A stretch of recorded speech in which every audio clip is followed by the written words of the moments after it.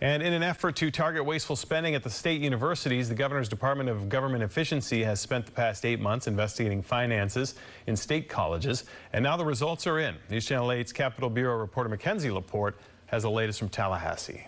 Back in February, Florida DOGE began its task of auditing state universities and colleges, looking for unnecessary spending, programs, staff, or other inefficiencies, which has already began repurposing or canceling millions of dollars in grants. Our universities are doing a lot of really good things in terms of how they're handling finances.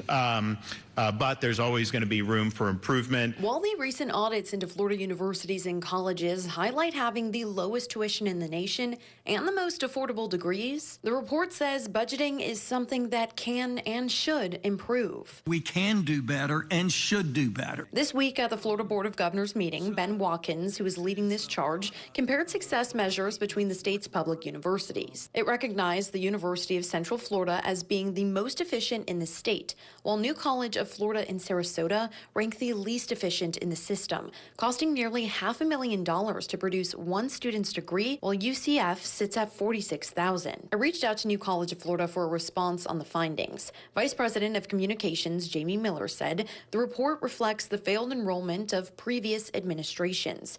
And as enrollment grows, cost per student and cost per graduate metric will be one of the lowest of all liberal arts schools in the country. Following this week's DOGE presentation, members of the Board of Governors agreed there's always room for improvement. Because it's not the state, it's taxpayers' dollars.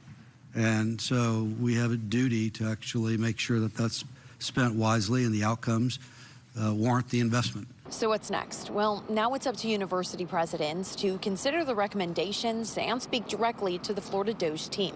Here outside of the State House, Mackenzie Laporte, 8 on your side.